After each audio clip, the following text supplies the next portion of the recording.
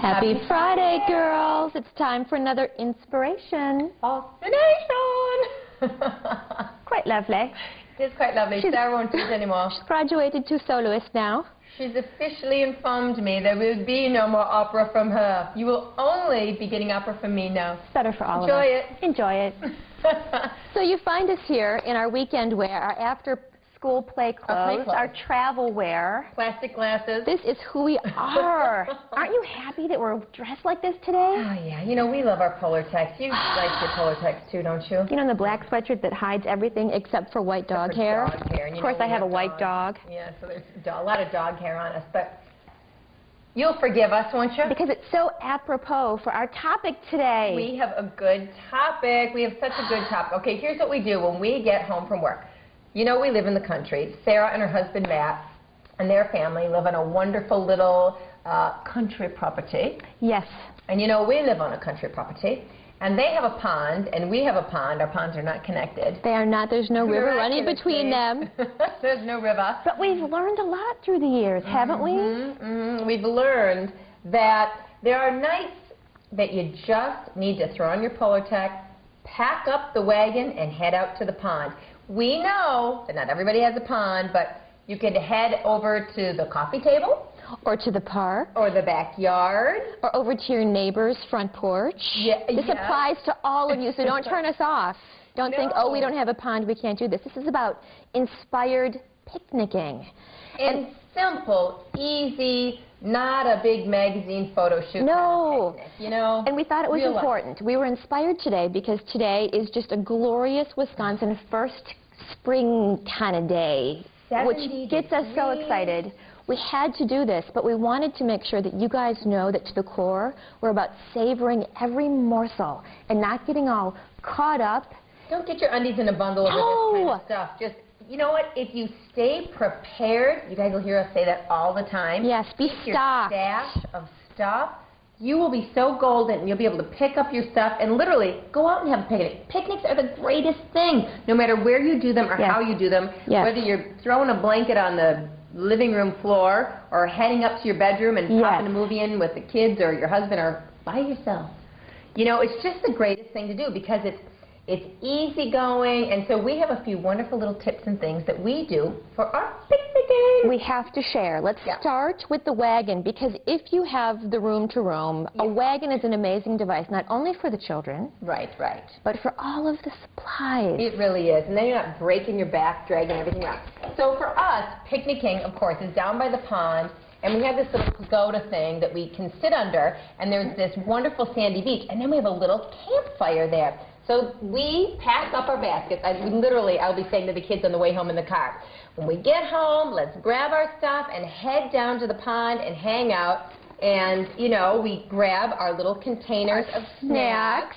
So sometimes they're grown-up snacks, sometimes they're kiddie snacks, like, you know, ginger snaps and popcorn and chips, you know, little marshmallows or whatever, just some little things. Sometimes they're breadcrumbs to throw Tall containers are great for everybody because what I have learned is, okay, if you have children in your lives, for sure someone's going to spill and cry, right? Right? Yes. Or the dog is going to come over after the cry and then eat it and we'll cry more. The tall prevents spillage. It does, absolutely. It keeps the wind from blowing things about, and they're very easy to port. Absolutely, and you know what? A lot of the things we're going to show you are either enamel or plastic or that kind of stuff. We never bring glass, typically, especially with the kids, because I'm always concerned that it's going to break and it's going to be underfoot. So you see us with these big, you know, funky plastic glasses. The acrylic wine glasses, a girl's best friend. The wine is good. I know some of you are poo-pooing it, but come on, it's totable. What if you were to step on a glass wine bottle on the beach? That would really be painful. Popcorn in your hair. And I have popcorn in my hair. You can bring it in your hair or in your container. So then, okay, John, so I bring my box of wine. John brings his cocktail shaker because he's more like wanting a martini. Yes. We love him. Our little marshmallow roaster things. These are so great if you don't have something like this and you do a little campfire thing. They're so cool because, you know, you can, you know, put your weenies on them or your marshmallows or whatever it is you like to skewer and roast. If anybody gets out of line, you just give them a little, you know, threat. A little threat. I'm just kidding. Just joking. Joking. Only to your friends. Just like grab your friends. The kids don't get to have a lot of soda, so this is special for them. A little mini sodas, we buy the petite little cans. They're so great, and it's a little special treat for them. And then load up on baskets, because it's so great. You can tote everything around, trays, baskets. You know, it's just so easy. It keeps everything contained. Yeah, it's just so nice. And then I'll go to this. They're easy for the kids to carry, and they're, we keep something like this set up all the time. Some cute little, how cute are these? Cute little melamine plates, and I love enamel plates too because, you know, you can throw all this stuff in the dishwasher, and again, it's not going to fly away. Paper plates are just no good for down there because they fly away, and we're always trying to find a rock or something. And these are durable. Yeah. They can go into the dishwasher. They're fun. They're playful, and there's something about all of this. Even if your food or your menu's the same, it feels a little bit like you're breaking the rules, isn't it? Absolutely, it's fun. You're kind of breaking out of the routine, and it just makes the moment feel more exciting. And I think what you're just saying, breaking out of the routine, is key to because, for all of us. It's so easy to fall into the same old, same old. Yes. You know, you do your dinner the same way, you serve things the same way, and it is fun to do something. I mean, when we say to the kids, when we get home, we're going to go down to the pond and get our stuff, and they get so excited. It's a great family thing for us to do.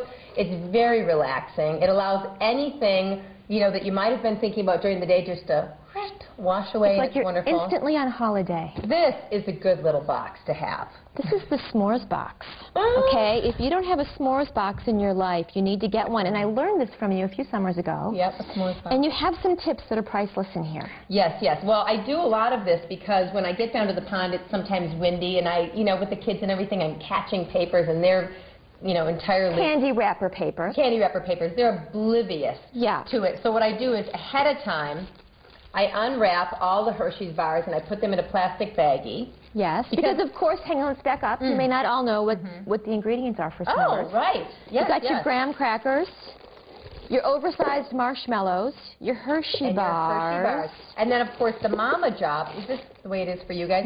The kids go over to the fire with their marshmallows, they roast them, and then they yell over to me, Mom, do you have mine ready? And so I, of course, have lined up the graham crackers, the Hershey bars, and then they come over and I do the... You're the sandwich maker. I'm the sandwich maker, the magic sandwich maker. So, you know, I get all set up and ready to go because this makes it really easy, and then I'm not dealing with it down there. She has her fire source. Books of matches.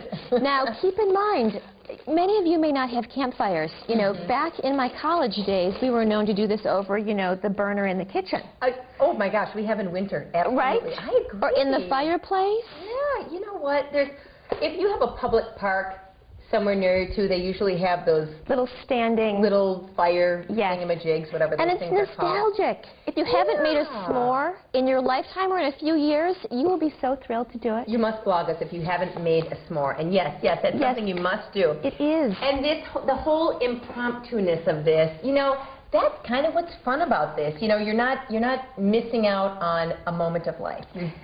You're jumping in. You're jumping in with both feet, and we always say, you know, we're in this business. You guys know us well enough, and you know our products and our website and our blog. You know, we're in the business of making and being around pretty things. Yeah. And we don't want to miss the moment to savor the goodness.